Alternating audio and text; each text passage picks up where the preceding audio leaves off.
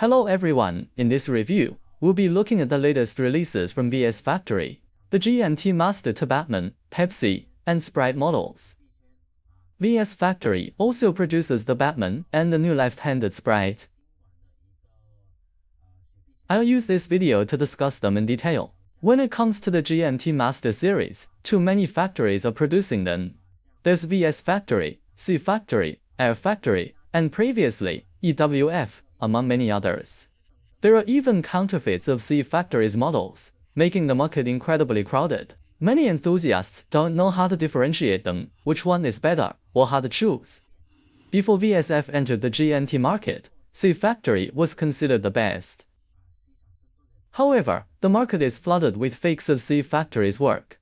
But today, VSF's new GMT Master has arrived. It is currently the best-made version available, even surpassing C Factory. VSF actually attempted the GMT series 2 years ago, but they only made the Pepsi and Coke. They used the 3135 based movement, and frankly, the execution wasn't very good.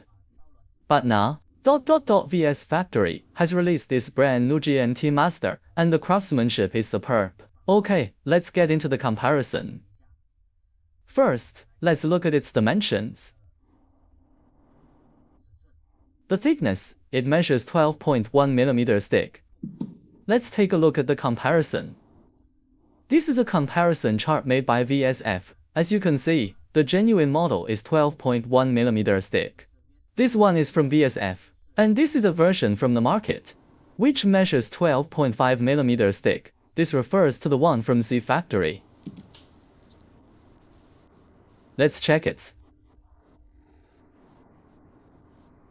Dial diameter, it is 40.3 mm. VSF's version is exceptionally well made. Let's examine it.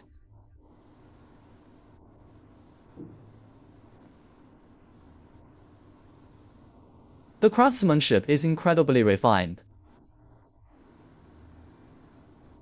Regarding this blue and red bezel insert, I suggest you take a screenshot to compare it for yourself. This is the V3 bezel insert. C Factory also uses the V3 insert. If you shine a UV light on it, the entire bezel insert will appear red. This is accurate to the genuine version. Many older versions of the Coke bezel had a blue color that was far too dark, which is incorrect. Say, a very deep blue is not right. Additionally, the red on some versions was too garish and bright, also incorrect. This shade of red is correct to the genuine model. Absolutely superb, you see? The bracelet is also finished with exceptional precision. Let's look at the back. The fit and finish are extremely tight. The clasp code on this model is F6U.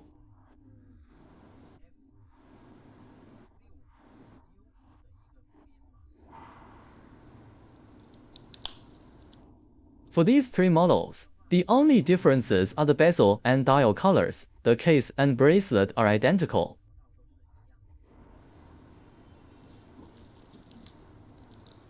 Let's take a look at the Pepsi. Also, the finishing is incredibly precise. Which one do you prefer? This is the Sprite. It's a left-handed or destro model, with the crown on this side. It has a very unique character. Let's have a closer look.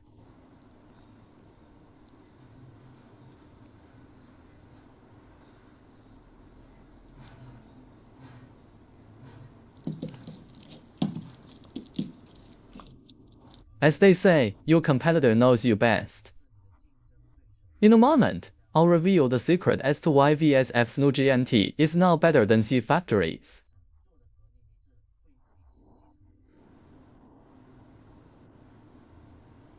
The execution is incredibly precise.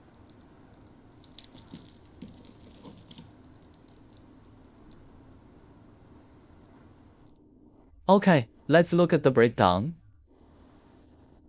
This comparison is from VSF. First point, the lugs. VSF claims their lug profile is slimmer, matching the newer genuine models, which have a slightly more slender case profile.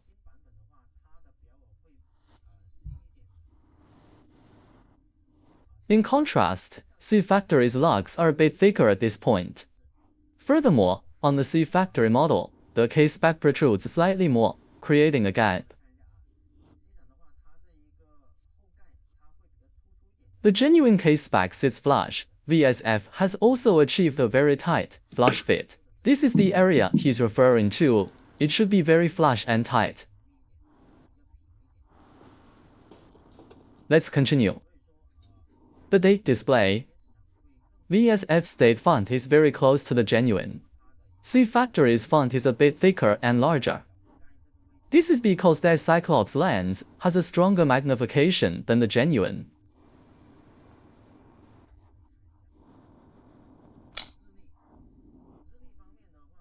Next, the crystal edge. VSF's crystal has a small chamfered edge, just like the genuine version. However, the crystal on the C Factory model has a larger, more rounded edge.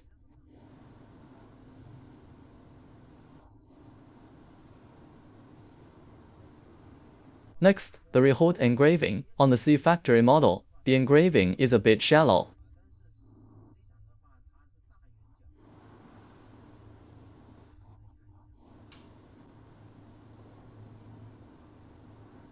On the C Factory model, this outer bezel retaining ring is slightly thicker.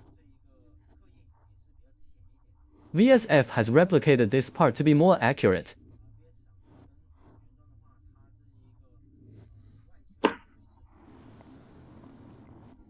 The genuine version is quite a bit thinner.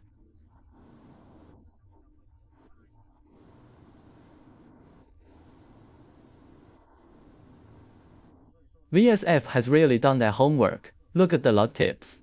The genuine lugs are very sharp and defined. VSF has replicated this sharpness, while C Factories are less defined.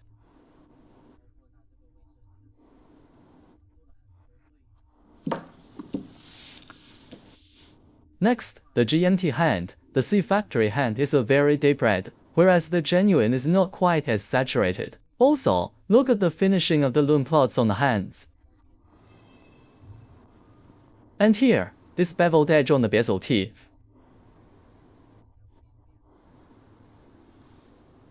On the C Factory model, this edge is a bit too thin.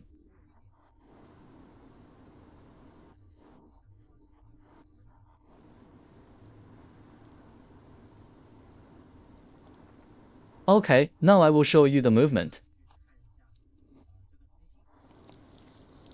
This is now equipped with the Dandong 3285 clone movement, which has recently become available. Previously, C Factory had exclusive access to this movement. That's why only C Factory offered a 3285 clone. But now, many of these clone movements, like the 3130, 3135, and 3285, are no longer exclusive, and many factories can source them. Let's examine the movement. VSF is using the Dandong clone 3285 movement. There are two adjustment arms here. The main difference from the genuine is that the genuine Rolex movement has a free-sprung balance with no regulator. The only tell on this clone movement is these two adjustment arms on the balance bridge. That's how you can identify it.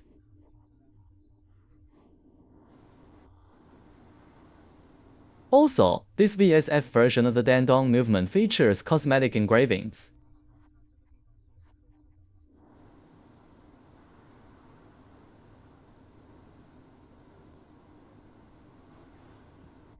It's very well finished. Feel free to take a screenshot to compare.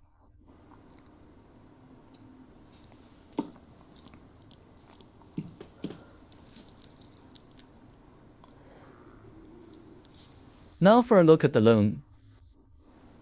The lume is very bright after being charged with the light.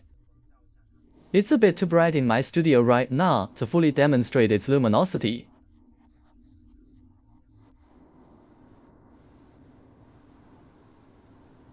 Okay, that will conclude this brief review. If you enjoyed the video, please remember to like and subscribe. We'll see you in the next one.